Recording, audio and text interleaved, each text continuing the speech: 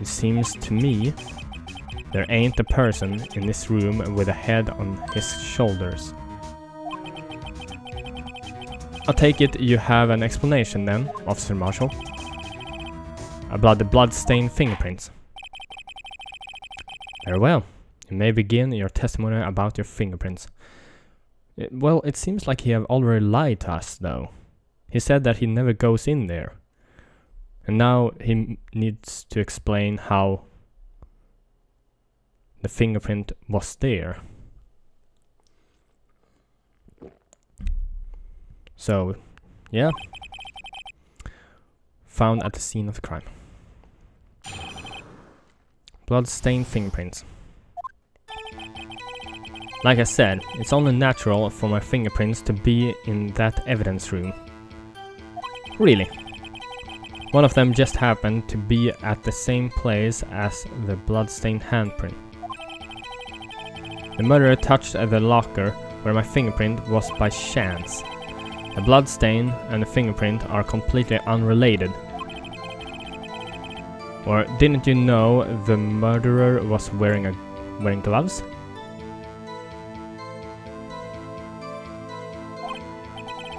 See, I had nothing to do with it. How did he know that the murderer was wearing gloves? The witness's explanation appears valid, although there's room for doubt. Life wouldn't be found without any doubt, partner. The defense may now cross-examine the witness. This guy's hiding something, I can feel it. Yeah, of course. He said first that he wasn't inside there. And now he claimed that he was inside, and you know. And the thing here is that, can we prove that? He said that the murderer was wearing gloves. And how does he know that? What? Okay. Now's my chance to prove it. Bloodstained fingerprints, okay. Like I said, it's only natural for my fingerprints to be in that evidence room. That's because you, how did you put it, pay your respects once a month? Yeah, that's right. That and one more thing. Did he say that? Maybe he did. That he was in there once a month. That locker happens to be mine. What? What do you mean? I mean what I said. That's the locker I used when I was a detective. The locker I still use. All that's in there now, though, is a heap of broken dreams. I see. It'd be strange if my prints weren't all over that locker. Apparently his fingerprint data was never removed from that locker's programming. He must have been using the fingerprint lock all this time without ever knowing it. Marshall's fingerprint. Okay, wait. Found on a bloody handprint on Marshall's own locker. The print had been wiped. Okay, then we know it's his locker. And in the video, then we saw that somebody was using it when Goodman was... what's his... Meekins was his name, right? When he got attacked. Then somebody opened his locker. So... that is a little bit weird, isn't it? Oh, wait, I should have read that, but anyway. So then, what about the bloody handprint? Wasn't mine. It's no mystery. Please explain. My locker is covered with my fingerprints. It's just so happened. The murderer touched the locker when my fingerprint was by chance. Where my fingerprint was by chance.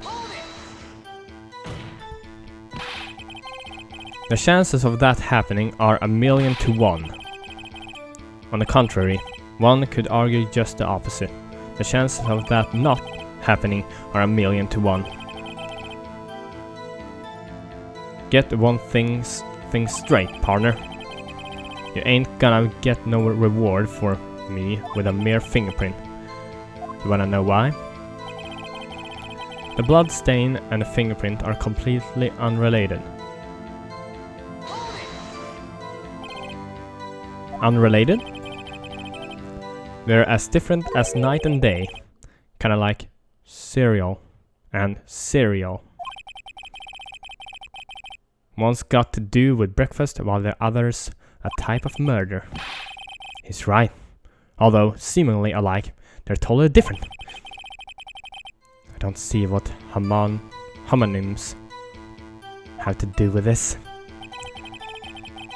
Or didn't you know the murderer was wearing gloves? How do you know that? That's weird. How do you know that? Okay, this is going to be interesting. I may be a loner, but I still do my job. I keep up on the reports. There was a blood stain at the scene, though to be left by the murderer. Thought to be left by the murderer. That's right. It was found on Detective Gumshoe's locker. However, no fingerprints were detected on that handprint. Oh yeah. I think we tried that too. So, that would mean the murderer, wearing gloves, happened to place their hand on top of Officer Marshall's fingerprint. That's the only logical conclusion. Are you starting to get the picture, partner? The picture? This seal of blood in the desert, it's just food for the buzzards. There's only one reality, and that's this. Exactly, the security tape. So long as my trail isn't in there, you can't say otherwise. This isn't getting us anywhere, Miss Wright. Please consider carefully where you're going with this cross-examination. Yes, Your Honor. Now then, continue your testimony, Officer Marshall. Too bad it wasn't me in that video, right, partner? But it was you. It was you. You did it. It's kind of clear now. What do you mean by that? You want to tie me to this crime, isn't that right, partner? If so, that video is the only direct evidence you have. Exactly. But that video is next to useless. It's full of blind spots. No, it's not useless. Blind spots. Places you can't see. The camera's panning back and forth, the floor isn't shown. If someone was familiar with the camera's position, they could leave the room without being caught on tape. We don't have time for your speculations, Mr. Wright. Well, Miss Wright, if you can show us evidence in this video that indicates Officer Marshall was present, please do so now. Show evidence. Very well. Allow me to point out your mistake, Officer Marshall. Tread carefully, Miss Wright, or you might wind up being the one making the mistake. Now then, let's have another look at the video. Show us this incriminating evidence of the witness, Officer Jake Marshall. Okay.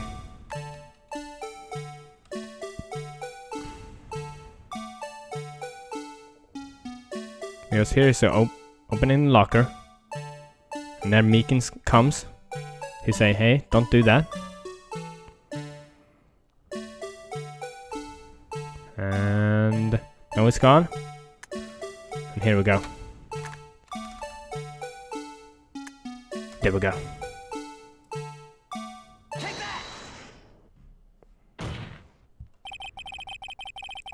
Bringing our attention back to the security camera. It's a mistake I'm afraid you'll soon not forget, Officer Marshall. The days are short in Texas, and so are our tempers. Could you sum up what you have to say in 8 words or less.